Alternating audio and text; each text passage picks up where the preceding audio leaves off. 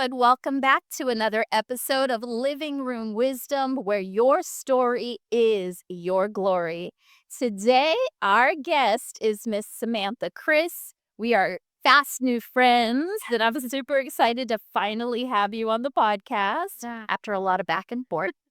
And so Samantha, she is the founder of a company called Stride, and she's also a top executive speaker coach and a woman who turned a very human and potentially humiliating moment into like something that was just unforgettable. And that was her actually forgetting 6 minutes of her TED Talk, y'all. I mean, many people would have melted under that kind of pressure. But she's turned it into a mission to help leaders embody their voice and create real impact through storytelling. So that gives you a little insight into just who she is as a person. Well, let's go deeper. Welcome. Thank you. Happy to be here. I'm so happy to have you. You look gorgeous as usual. Likewise. So tell us a little bit about, again, this moment of all of the preparation that's involved in preparing for a TED Talk. Yeah. All of the practice, all of the nerves, right, that go along with that. And this is a big moment. Huge. So tell me a little bit about what it took to get to that stage and what the hell was going through your head when you had that moment? Okay, let me take you a step back. So preparing for this, I mean, it is huge. And I had just started my business and I had put so much pressure on myself for the talk to go viral and to sound smart and to sound credible, because if I got this right, I could really take off as an entrepreneur. Yeah. And I filled the talk with studies and verbiage that truthfully wasn't me. At the hope that this is going to make me sound credible. This is going to make me connect with my audience. And as I was new to business and new to thought leadership, this sounded like a good idea in theory. Yes. And every time I'd practice, I mean, in the shower, every time I went grocery shopping, every time I was driving, I consistently came in with it, maybe 15 seconds. I had this. Oh, you were a lot of it. Exactly.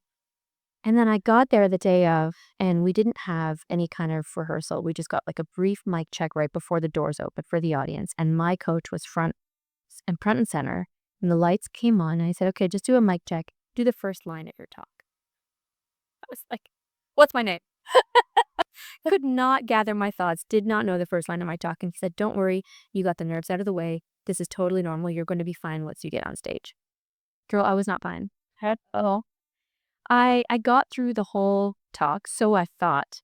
I made it to the end. I thank everyone for coming, and then I realized I had more than 6 minutes left on the clock. That's a serious oh shit moment. That was a serious oh shit moment, and I don't know what I forgot. I don't know where I forgot it. But I somehow made it to the end of the talk, and then I had to wait over 2 months for them to edit it. And then when I saw the edited version, it was all the stuff that I had crammed in to make me sound credible. All the studies that weren't mine. And surely I cited my sources. It's not like I was claiming them as my own. But what was left was a truly raw version of me, which, and I'll tell everyone, is the worst talk I've ever given. Oh, no. Yeah. It's not something you're able to even utilize very much. Or maybe clips. I can use it, but it is certainly not something that I share with pride that is representative of me as a speaker. Yeah. But you know what?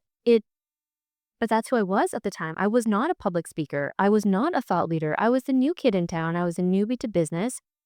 And it's still the #1 TED Talk on goal setting. Well, hello. So this is like testament to the idea, not the performance. And that changed everything for me. And so did you come from a background of corporate? Like, is that why because I find that a lot of women who come from those settings, they're so poised to breathe, so poised to like keep it together and, perform leadership. And so you came from that background, and what did that experience actually teach you? Like, first off, I want to know what was going on in your head. I want the real of what was going, like, oh shit moment looking at that clock. Yeah. But then tell me a little bit about what that experience was like and how it changed you moving forward.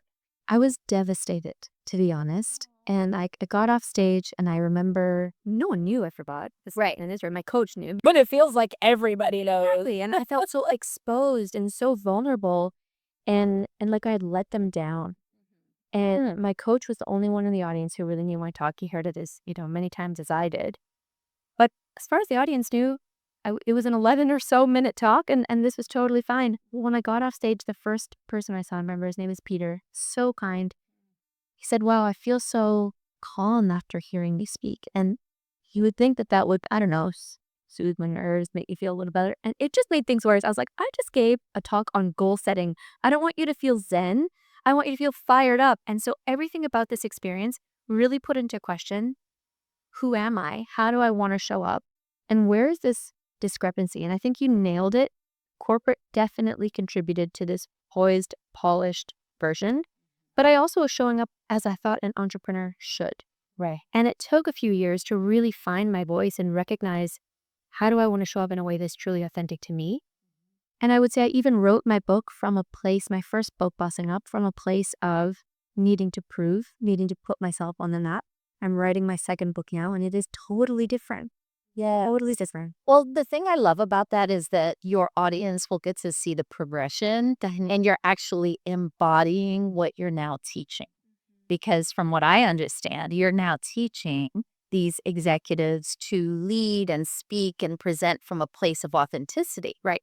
And so you are actually modeling that for them. And that's probably what was missing in the past as well, is that we saw, the gray and the black suits and buttoned up and, just speaking from this place, which wasn't necessarily resonant. I was trained by Lisa Nichols. I'm sure you know Lisa Nichols. And she was the first person I heard speaking about like informational speaking, transformational speaking, inspirational speaking. There's all different educational speaking. And so part of it sounds like what you did is you started to really um, feel into and align with the type of speaker that you wanted to be.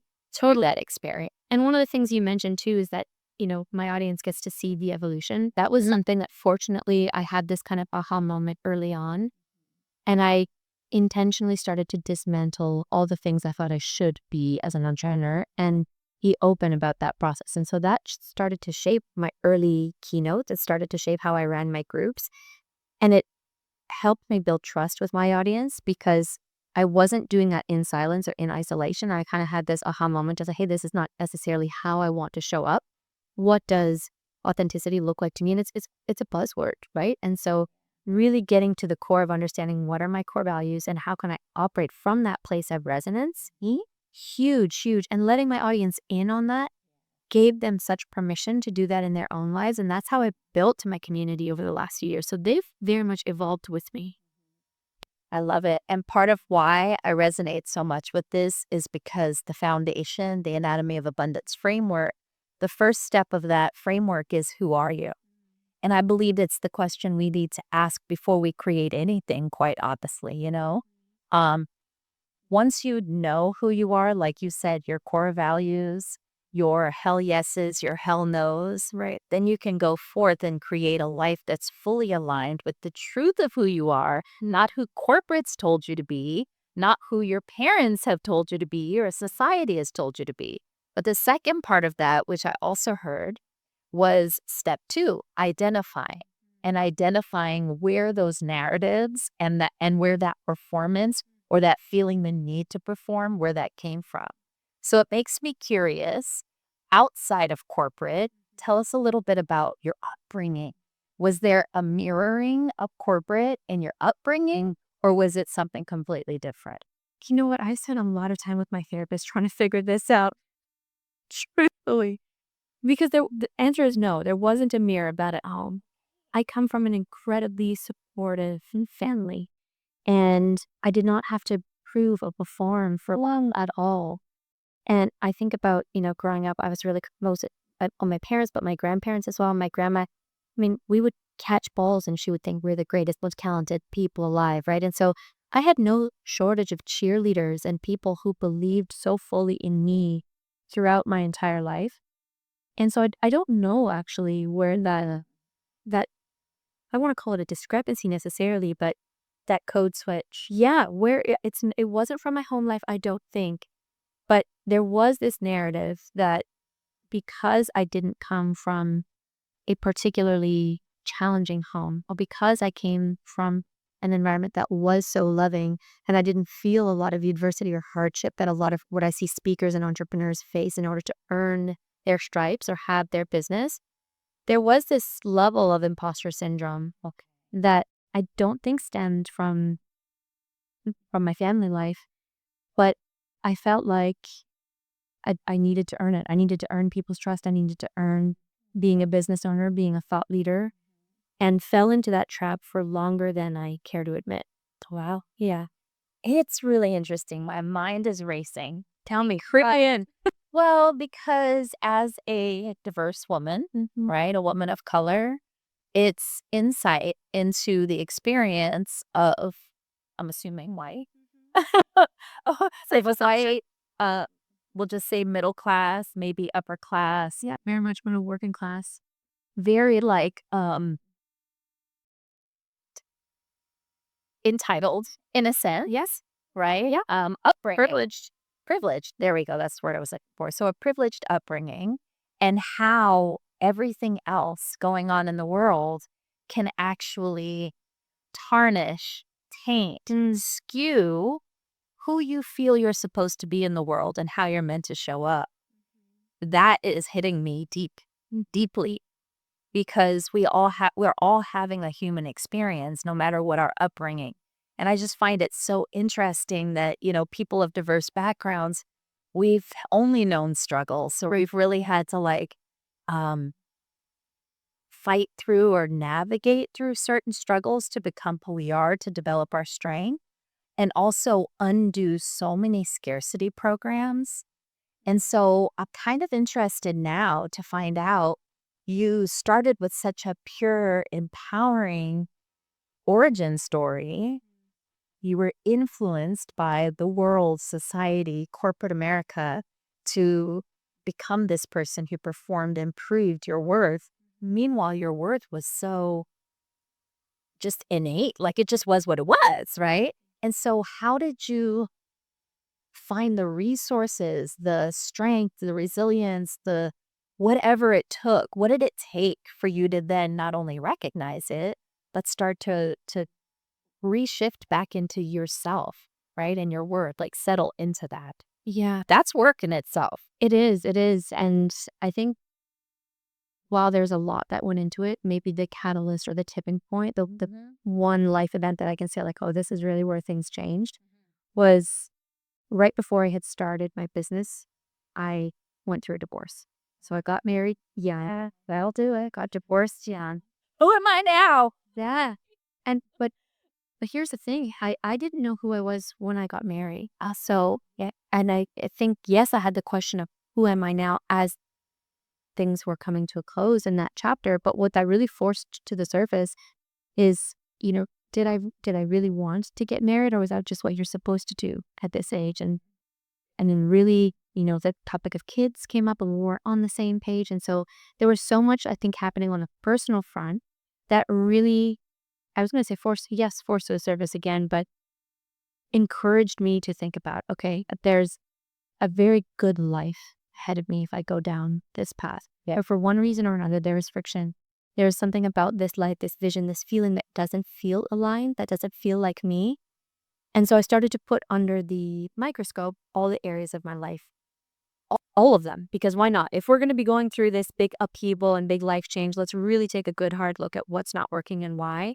And there was so much of who I was, how I identified, how I showed up, what I was building, what I was saying yes to, what I was saying no to, that was a little bit on autopilot. Yes, that I had just kind of fallen into habitual patterns. And that was the single life event that really encouraged me to look at, okay, if I'm going to be starting over, let's start it over in a way that is meaningful. And unfortunately, I will say the business, I started it right at that time. And so one of the things the biggest insights I've had is that my intuition felt off. I couldn't read it. I didn't know what it was that I wanted. And I've come to realize that, it takes time to build trust with our intuition. And because I didn't have clear line of sight into that future self, it's no wonder that intuition hadn't formed yet because I was not her yet. And so I really started to give myself permission to play Yeah. and figure out. Oh, I love it. Play is one of my top core values. Same. Says, and it's changed everything. But it wasn't that. And once I got clear on that, I was less hard on myself when things didn't fit and more curious about what to do with it. And so this TED Talk was one of those things where it was like, okay, how do we do things differently now? Yes. Yeah. Wow. I just want to first pause to just honor that, and acknowledge you because that takes courage. It takes courage to recognize that, this is who I'm expected to be based on how I was brought up in this beautiful, loving family and this privilege that I was born into, and to choose a different path. And a lot of people look at divorce, loss as an ending. In reality, it's a beginning if you have that perspective shift, Right. and you took advantage of that opportunity, right? It took a minute. Love that. It didn't happen overnight. But Yes. But I think what our audience really needs to hear though is that your life is shaped in each moment with each decision, and how important it is for us to choose those decisions, those moments, and how we spend our time very intentionally. Right. Because that was the shift. It was before you were doing what you were supposed to do, right? The path that was laid out for you. And after the divorce or during the divorce or when that was all going down, you started to really ask better questions of yourself, be more present with yourself, and make different choices. And now look at you. and here we are. Yes. So tell us a little bit about who you are now. I know you're newer to San Diego. So tell us about that transition and just like how you live your life now. Oh my gosh. In discovery mode is the real answer. And I have hold this value of playfulness through in a way that I've never done before, which is so fun. Everything is an adventure. The last year has been really challenging. Patrina, it's been a big, big year moving from Canada to the States at a time where immigration has been especially challenging and unpredictable. And there was a curveball around every corner to get here. But going back to the core values, I knew unequivocally that this is where I was supposed to be. And so when you have that level of assuredness in yourself and your path, when things inevitably do pop up, right? It's like, okay, well, A, what is this here to teach me? What am I going to walk away with? What is the positive and silver lining in this experience? And so I started to look for all of that as opposed to feel bogged down because it was just me. If I came here with no friends or family, and I couldn't afford to be weighed down by how hard just the logistics were of getting here. And so with every curveball, it was let's have fun with this, and let's play and let's build. And so my reality is totally different than it was this time last year. And I've expanded into the US, continued to build my business here, which is really exciting. And it's growing, right? It's growing, yeah. We were part of the same business coaching program, and that was, just a nice accountability to have in a new place, and it has connected me with great people. We would have connected. Yes. And that's been such a huge focus of mine is just how do I link arms with the people who I respect, who are doing things that I admire, who are a few steps ahead, who I can look to and say, hey, like you've got magic in you that I want to be around, that I want to contribute to. And so much of my week is actually spent in conversation, not always on camera, but Right. in conversations just like this, because it has made me feel so much more connected, not just to myself, but to my new environment. 100%. I love this. I love it for you. And I think, well, as you were talking, I was like, this is actually the blueprint. So I hope you all were paying attention, right? This is actually the blueprint. You mentioned, shifting from focusing on all of the things that weren't going right in your life and putting your attention more on what you're creating, all of the beautiful things that are happening. So essentially like shifting to gratitude, Right. and really living in each moment and having the full experience of it. And I think that's the juice, And I'll tell you one thing that has been a huge game changer for me as I've stepped into just this life and this kind of next chapter of mine. I had in our coach would confirm I had this big goal of having $1 million year. Yes. And I had this thermometer on my wall with $, $1 million at the top. And in the essence of trying to remain authentic and remain connected to my core values, I wasn't hitting it. I didn't feel aligned to it. I wasn't connecting with it. And so I stopped to pause and get curious and be playful and say, okay, what about this isn't it for me? It's not the dollar amount. It's not that a lot of people have a resistance to making money and they have like money blocks. That wasn't it. And so I had to dig deeper. And then I realized, I'm going to strike out the dollar sign and I'm going to replace it with a stick figure. And instead of my goal being $1 million, it's how do I impact a million people? Oh, I love that. And that changed who I said yes to again, the projects I took on, the offers that I was making, how I was structuring my business, my pricing structure. And it has put into perspective in a way that, a financial target couldn't, what I'm here for. And that has shaped deeply who I'm working with and the strategic partnerships that I have. I'm so excited about what that door has opened. And yes, we all need to make money, we need to survive. But when I'm putting impact first, the money flows as opposed to that scarcity mindset of how am I going to get there? Exactly. And I think a lot of women experience that. And there's a lot of different reasons why we don't hit goals and all. So I love that you put words to that. I also love that from what I heard from my perspective, my lens, uh, you started to build your life around how you wanted to feel and how you wanted to experience your life. Yes, yes, yes, yes. Yeah, totally. I don't even think I could think of a better way to end this conversation. This has been so incredible. I just want to thank you for being here, for sharing your heart. Our audience is high achieving women like ourselves who have found themselves in positions that we found ourselves in and navigated through. But I find that a lot of women, a lot of people, period, don't have the words for their experience. And not only did you give them the words, but you gave them a pathway. And so I really appreciate that. How can our audience connect with you beyond this podcast, website? Where do you hang out? Social media? So gowithstride.com is the best place to find information about what I do. But if you want more information about who I am, then Instagram and LinkedIn are the best platform. So you'll find me, Samantha Kris. Yay. Thank you so much for being here. Yes. And thank you for joining us on another episode of Living Room Wisdom, where your story is your glory. We hit our 100th milestone. We are now beyond that. This is more than a podcast. This is becoming a movement. So make sure that you go back and binge episodes if you're new here. Subscribe and please leave us a review. We want to hear from you.